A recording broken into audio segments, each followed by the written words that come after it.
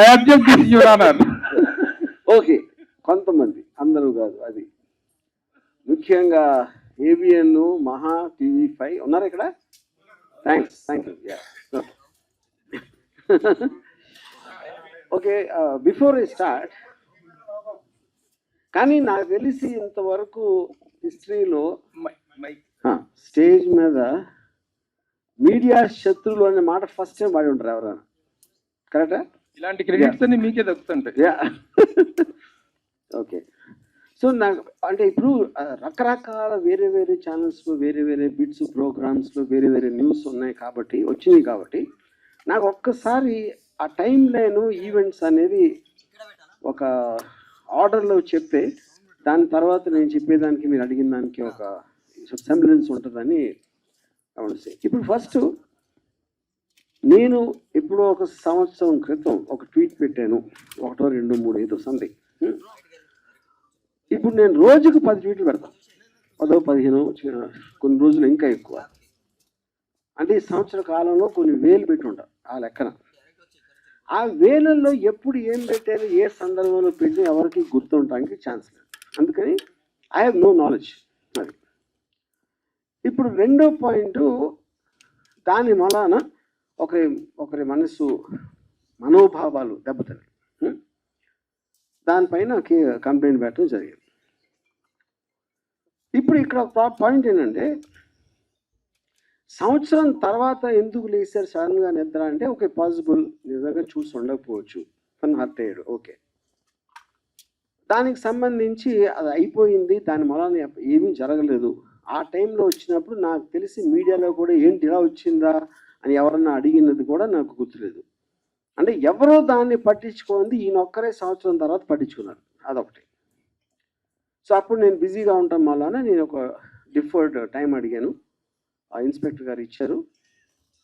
మళ్ళీ ఆ టైం వచ్చేసరికి ఇంకో విషయం ఏం జరిగిందంటే, 4-5 చోట్ల వేరే వేరే వాళ్ళు వేరే వేరే డిస్ట్రిక్ట్లో అదే కేసు పెట్టారు, సేమ్ థింగ్. సంవత్సరం తర్వాత 4-5 ఒకేసారి మేల్కొనడం ఏంటనేది ఆబ్వియస్గా ఒక సస్పిషియస్ నేచర్ అనిపించింది. ఇప్పుడు యాంటిసిపేటరీ బెయిల్ బై డెఫినేషన్ దానికి ఉన్న ప్రొవిజన్స్లో మీరు ఒక నార్మల్ ప్రొసీజర్ ప్రకారం జరగట్లేదు అని ఒక అనుమానం వచ్చినప్పుడు మీరు కోర్టుకి చెప్పి అప్పుడు కోర్టు డిసైడ్ చేస్తుంది, ఇది దానికి బెయిల్ ఇవ్వడానికి ఉందా లేదా, అసలు ప్రైమా ఫేసి బట్టి దేని బట్టి వాట్ ఎవర్ లా పాయింట్స్ బట్టి. అది నా వర్క్ కూడా అవ్వకపోవటం వలన నేను మళ్ళీ అడిగాను ఇంకొక డేటు కావాలంటే అర్జెంట్ అయితే నేను వర్చువల్ అపియరెన్స్లో వీడియో ద్వారా ఇస్తాను. అది చాలామంది చేస్తున్నారు, సుప్రీంకోర్టు మీద కూడా దాని ఉంది. Prime minister Narendra Modi also he supported that for quick and efficient service and justice అని. అప్పుడు నేను ఆ టైంలో 11 గంటలకి ఎప్పేర్ అవ్వాలి 25వ తారీఖు అంటే, నేను 10 గంటలకి నేను ఒక రిప్లై ఇచ్చాను, ఇలా కుదురుతుందని. ఒక 20 నిమిషాల్లో పోలీసులు వచ్చారు, నేను పెట్టిన 20-30 మినిట్స్లో. అది కూడా మీడియాతో పాటు వచ్చారు. ఆ మీడియా ఎవరంటే ఏబిఎన్, మహా, మన గ్రేట్ TV5 వాళ్ళే అంటలేదు, ఇంకా వేరే వాళ్ళు కూడా వచ్చారు. ఆ టైంలో నేను లేను 10లో. అది కొంచెం సేపు ఉండి ఒక మేబీ 2-3 అవర్స్ అలానే వెళ్ళిపోయారు. ఇంతకు తప్ప ఇంకేమీ జరగలేదు. ఇది 25th ఎప్పుడైతే ఇది స్టార్ట్ అయిందో ఓపెనింగ్ సీక్వెన్స్ ఇది. మిగతా సినిమా అంతా మీడియా తీశారు. నన్ను సెంట్రల్ క్యారెక్టర్ పెట్టి వాళ్ళు స్క్రిప్ట్ రాసేసి ఏంటి దాంట్లో కొన్ని కీలక సన్నివేశాలు RGB గోడ దగ్గర పారిపోయాడు, మంచం కింద దాక్కున్నాడు, లేకపోతే కోయంబత్తూరులో ఉన్నాడు, కేరళలో ఉన్నాడు, ఎక్కడ ఉన్నాడు, అక్కడ ఉన్నాడు. 6 టీములు గాలిస్తున్నాయి, జల్లెడ పడుతున్నాయి 8 హెడ్డింగ్స్. ఇప్పుడు నా క్వశ్చన్ ఏంటంటే, చాలా కామన్ సెన్సికల్ పాయింట్ దీంట్లో. ఇద్దరు పార్టీలు ఉన్నారు ఇక్కడ, ఒకళ్ళు అరెస్ట్ చేయడానికి వచ్చారు, ఒకళ్ళు అరెస్ట్ చేయాల్సి ఉంది. ఇప్పుడు దీంట్లో ఫస్ట్ అరెస్ట్ చేయడానికి వస్తే ఎవరైనా ఏం చేస్తారు, డెన్లో వస్తారు, అది నా ప్లేస్ కాబట్టి. పోలీసులు వచ్చారా, అది ఓకే, వాళ్ళ కారణాలు వాళ్ళకు ఉండొచ్చు. వీళ్ళు అడిగారా ఎందుకు వెళ్ళట్లేదు లోపలికి అని అడగల. నేను ఇంతవరకు ఈ లాస్ట్ 7-8 రోజుల్లో ఒక పోలీస్ ఆఫీసర్ దీని గురించి మాట్లాడింది వెళ్ళదు.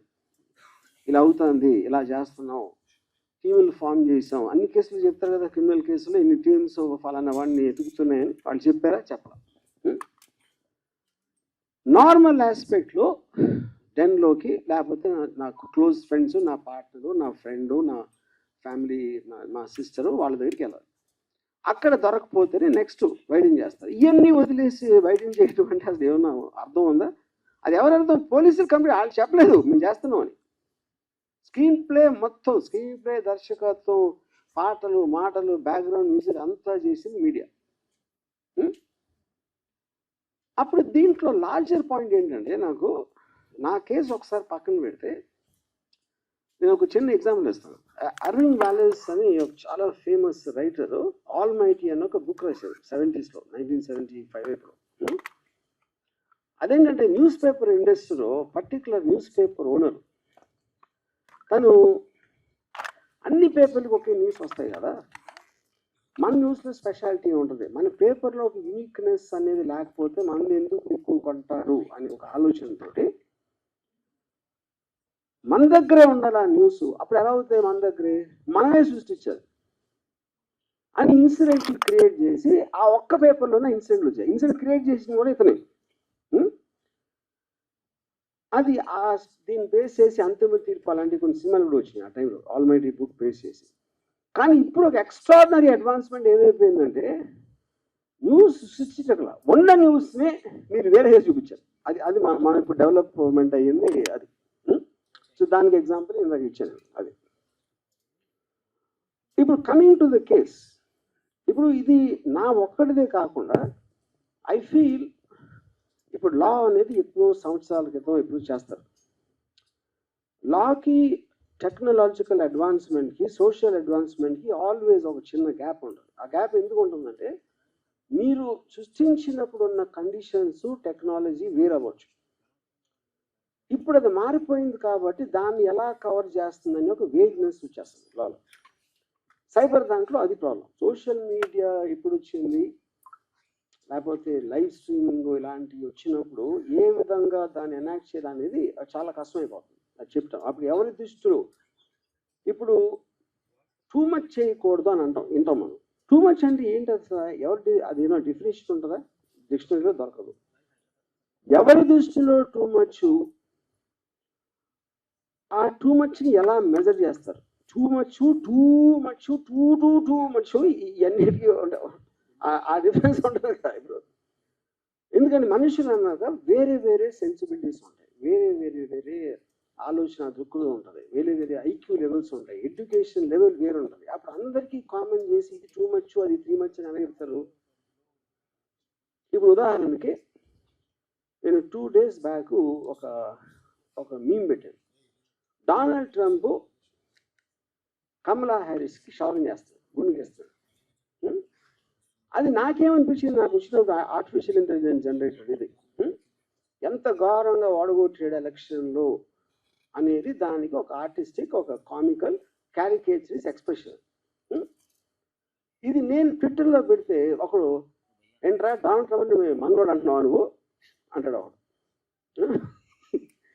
ఇంకోడేమో అంటే స్త్రీ జాతి అంటే అంత నీచమైపోయిందా, స్త్రీకి గుండు కొట్టిస్తున్నావా అంటాడు ఒకడు.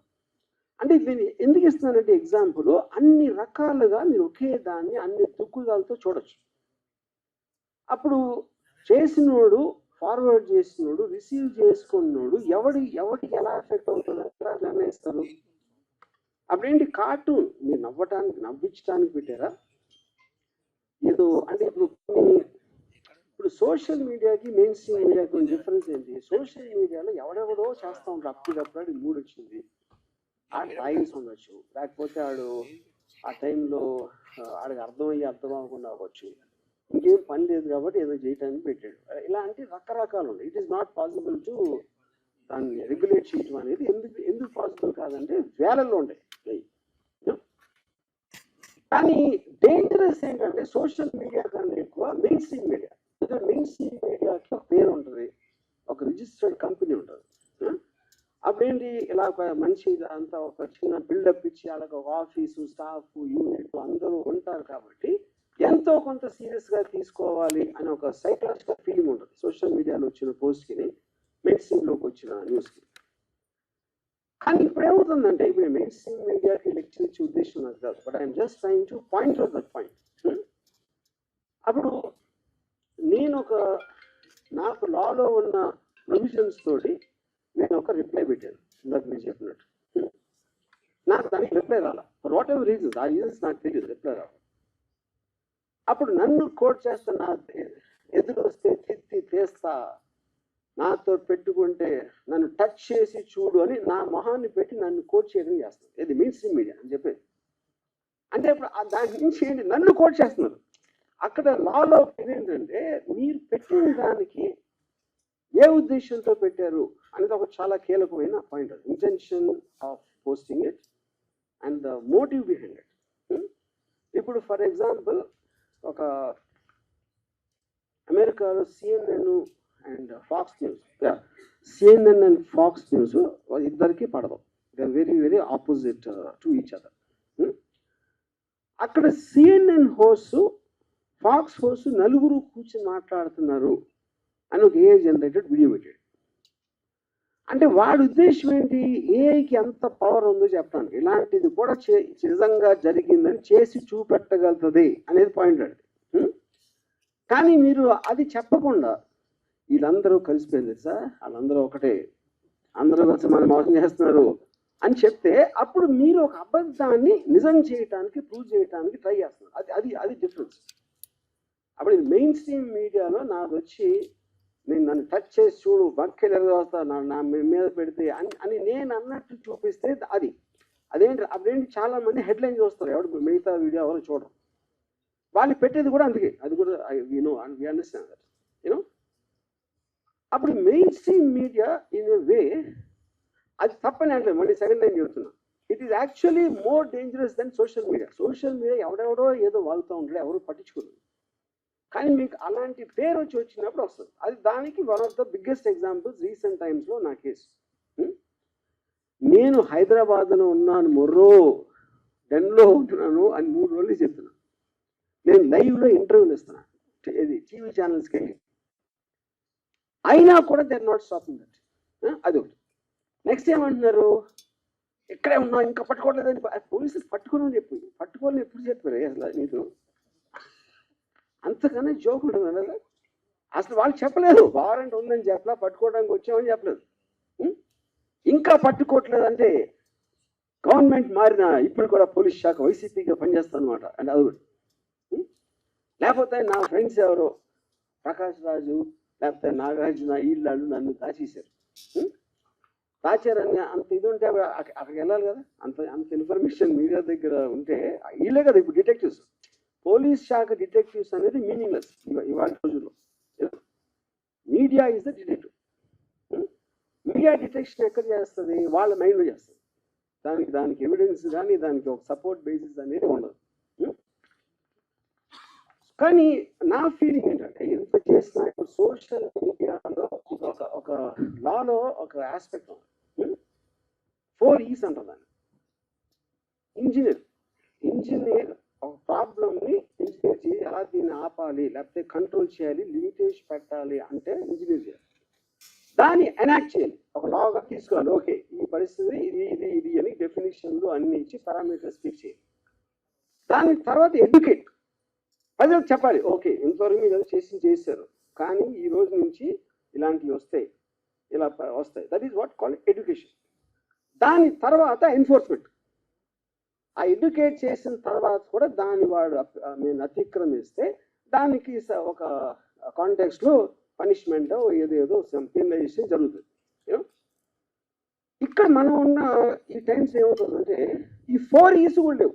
అది ఎవరు ఎంతసేపు సోషల్ మీడియా టూ మచ్ అయిపోతుందండి, మరీ కొంచెం మిగిలిపోతుంది అని అంటున్నారు. కానీ అది ఎలా ఆపాలనే ఆలోచన కూడా ఎవరు చేయట్లేదు కూర్చొని. అదే చేయనప్పుడు మిగతా 3 ఎక్కడికి వస్తాయి. 100% we agree that there's some very offensive posts. There's no doubt about it. Offensive నా దృష్టిలో ఒకటి వచ్చి మీ దృష్టిలో ఒకటి, అది కూడా ఎగ్రీ. కానీ ఫ్రీ సొసైటీలో బై డెఫినేషన్ మీకు టాలరేషన్ ఉండాలి, లేకపోతే ఫ్రీ సొసైటీ అవ్వదు. నా అభిప్రాయం అనేది నాకు చెప్పినప్పుడు మీ అభిప్రాయాన్ని కూడా నేను అదే దాంట్లో తీసుకునే స్పిరిట్ ఉండాలి. నా అభిప్రాయం కరెక్ట్ అన్నప్పుడు ఫ్రీ సొసైటీ ఎలా అవుతుంది? So that is one point. అప్పుడేంటి, ఒక జోక్ అనేది ఇంకొకరిని అఫెండ్ చేస్తేనే వస్తుంది జోక్, లేకపోతే జోక్ ఎట్లా అవుతుంది?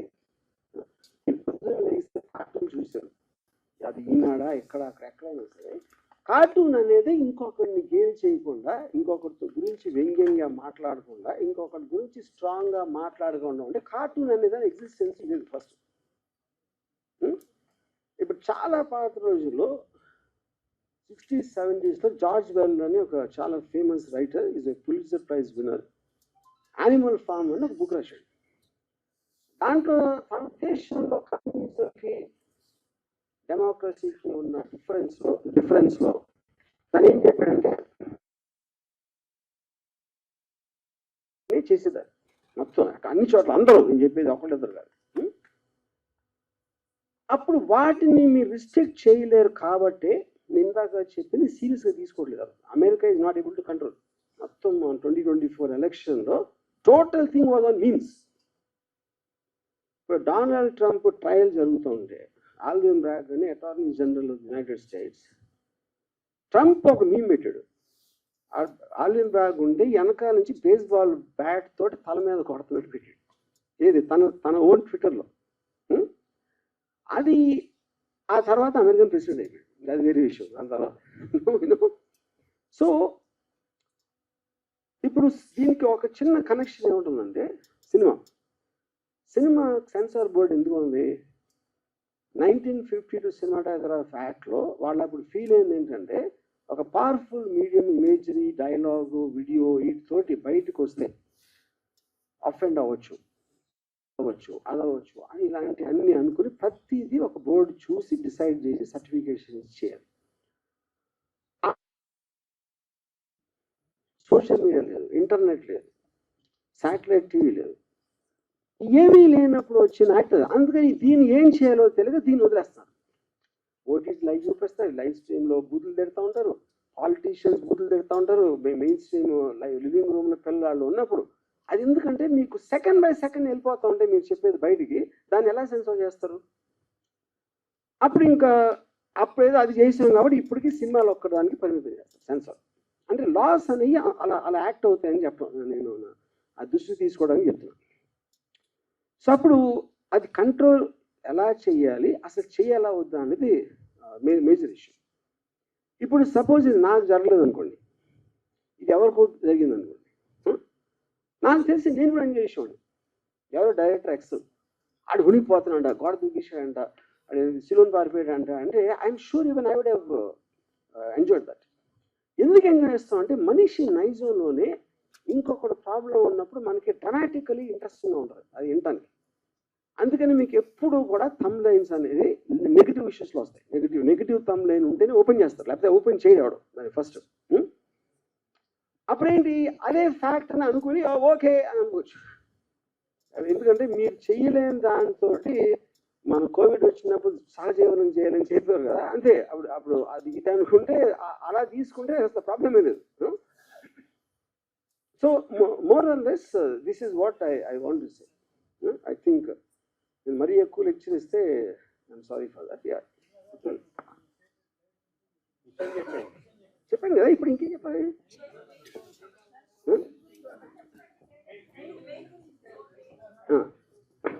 కాదండి, ఇప్పుడే బెయిల్ ఏ పరిస్థితిలో వేస్తారు అని చెప్పారు ఆల్రెడీ. అది వినలేదా మీరు? బెయిల్ అనేది ఇంతమంది ఒకేసారి నేర్చుకుని అన్ని డిస్ట్రిక్షన్స్లో వెళ్తున్నారు కాబట్టి దాని మీద నాకు ఒక సస్పిషన్ వచ్చి అది కోర్టు ద్వారా క్లారిటీ తీసుకోవటానికి ఆల్ యాంటిసిపేటరీ బెయిల్స్ అన్ని చేస్తారు.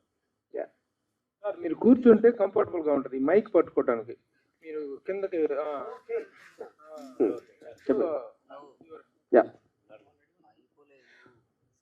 ఏం చెప్పాలి, కంగ్రాచులేషన్స్ చెప్పాలా లేకపోతే ఎలా స్టార్ట్ చేయాలి, అది ఇట్లా బెయిల్ వచ్చినందుకు? ఇప్పుడు సార్ జుడిషియల్ ప్రాసెస్లో అదే నేను చెప్తున్నాను. ఇప్పుడు జ్యుడిషియల్ ప్రాసెస్ మీరు ఏమి లాయర్తో మాడక్కలేదు, జస్ట్ మీరు వికీపీడియాలో కానీ లేకపోతే సెక్షన్ ఫలానా లేకపోతే 41 CRPC నోటీస్ ఏంటి అని పెడితే అందరికీ తెలుస్తుంది. అదే దానికి పెద్ద బ్రహ్మ మీకు మహా ఎడ్యుకేటెడ్ అని అవసరం లేదు. ఓకే, అందరూ ఒకటి మిస్ అవుతుంది, ఆర్జీని అరెస్ట్ చేయాలి ఇంకా అరెస్ట్ చేయాలి అంటే ఏంటది ఏం కేసు అని ఎవడు అడగడు.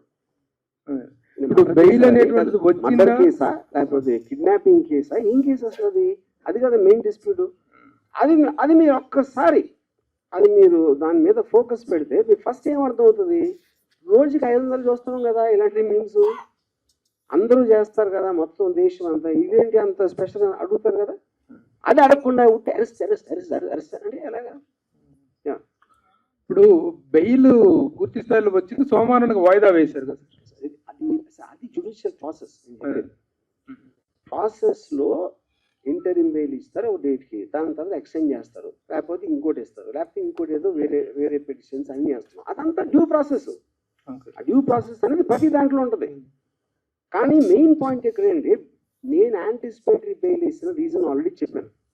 కానీ ముఖ్య రీజన్ ఏంటంటే పోలీసులు ఇంతవరకు చెప్పలా నేను అరెస్ట్ చేస్తానని, అరెస్ట్ చేయబోతున్నాం అని చెప్పలా. అది మెయిన్ పాయింట్ నేను చెప్పేది.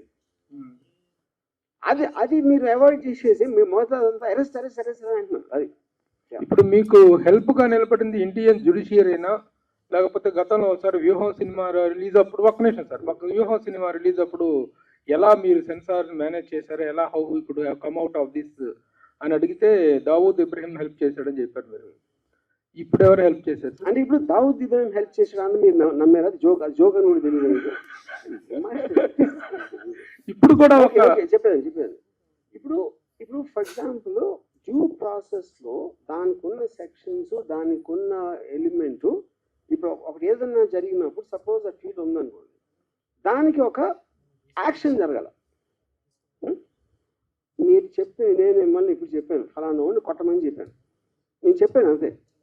మీరు కొట్టి ఏం చేస్తారు, ఆర్జీవీ చెప్పాను అంటారు. ఆర్జీవీ చెప్పినందుకు కొడితే అది నాకు దాని నుంచి డైరెక్ట్గా మీరు ఒక లాభం అనేది ప్రూవ్ చేయలేకపోతే నేను చెప్పినా కూడా that won't become an offence. Okay, so ఇప్పుడు 1 year బ్యాక్ నేను పెట్టిన ఏదైతే చెప్తున్నారో అది దాని వలన ఏం జరిగింది అసలు, ఇంత 1 yearలో ఏం జరిగింది ఒకటి. రెండోది ఆ రోజున ఈయనంటే ఇప్పుడు నిద్రలేసాడు పెట్టినాడు, ఆ రోజున ఉన్న మెయిన్ స్ట్రీమ్ మీడియా ఇంక్లూడింగ్ వాళ్ళతో ప్రోలో ఉన్నా కూడా వాళ్ళు ఏదైనా అనుకున్నారో దాని గురించి అనుకోవాలి. ఎందుకు అనుకోలేదంటే వాళ్ళు చేస్తారు, అదే చేస్తారు, ప్రోగ్రామ్స్ చేస్తారు. ఏది గ్రూపులు పెట్టి ఇది పెట్టి క్యారికేచర్స్ పెట్టి కార్టూన్స్ పెట్టి పొలిటికల్ లీడర్స్ని కానీ సెలబ్రిటీస్ని కానీ ఎవరినైనా కంటిన్యూస్గా మీరు కార్టూనిష్గా చేయటం అనేది it's a culture in the whole world, in a free world. Yeah Ajeev గారు, అయితే 1 year బ్యాక్ జరిగిన దానికి కేసులు పెట్టడం ఏంటని మీరు అడిగారు. లాస్ట్ 5 yearsలో కూడా మీరు సినిమాలు తీశారు, ఈ గవర్నమెంట్ మారిన తర్వాత మానేశారు. ఎవరికి టైం వచ్చినప్పుడు వాళ్ళు నడిపిస్తారని ఎందుకు అనుకోవట్లే మీరు? ఎవరికి టైం వచ్చినప్పుడు వాళ్ళు నడిపిస్తారంటే ఏం నడిపిస్తారు అంటే మీరు పొలిటికల్ మూవీస్ చేయనన్నారు కదా, ఇప్పుడు కూడా చెయ్యొచ్చు కదా. ఎందుకు చేయాలి? మూవీస్ చేయడానికి నా రీజన్, అప్పుడు భయపడ్డారు అనుకోవచ్చు కదా దాన్ని. నేను చెప్పింది ఇప్పుడు వ్యూహం రిలీజ్ అవ్వక ముందు చెప్పాను, నేను ఇంకా పొలిటికల్ మూవీస్ చేయను. ఎందుకు చేయని చెప్పానంటే నాకు ఆ సెన్సార్ డీలర్స్ అంత చిరాకేసింది.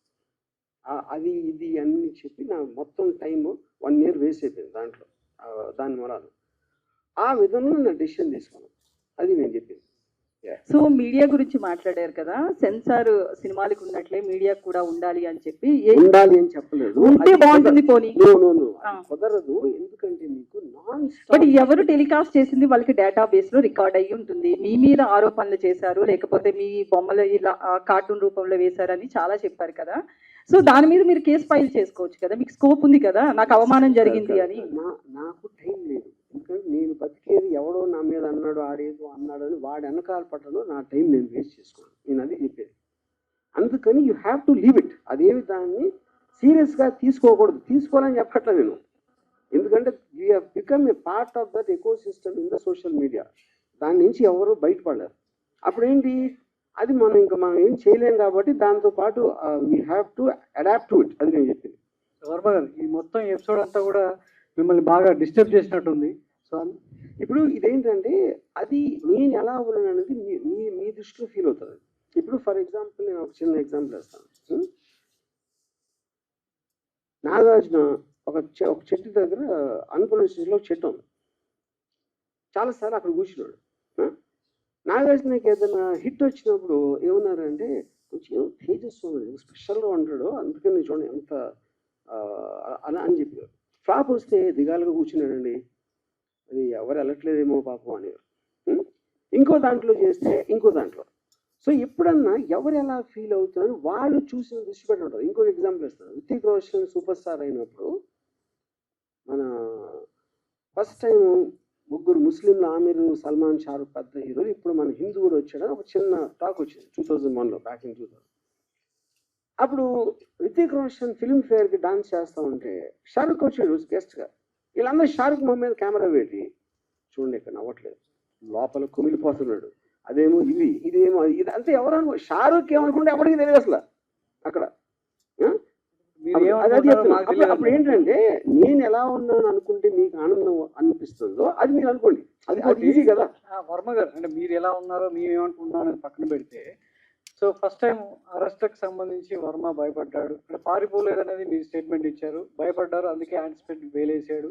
ఏంటో తెలుసుకోవడానికి వేలేసాడా లేదా భయపడి వేలేసాడా?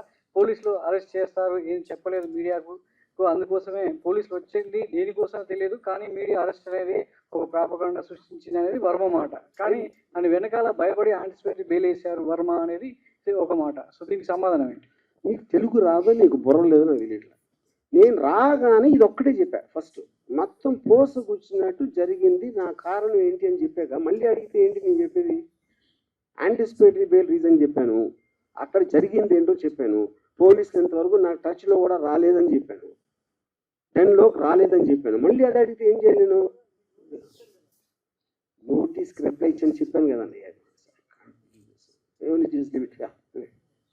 రిప్లైలో ఏమి ఇచ్చాను కూడా చెప్పాను. అండి ప్రతిదానికి స్ట్రైట్ గా మాట్లాడేటటువంటి ఆర్జీవి పోలీసుల విచారణకు సంబంధించి మాత్రం వెళ్ళలేదు, యాంటిసిపేటరీ బెయిల్ వచ్చింది, ఇట్స్ ఫైన్.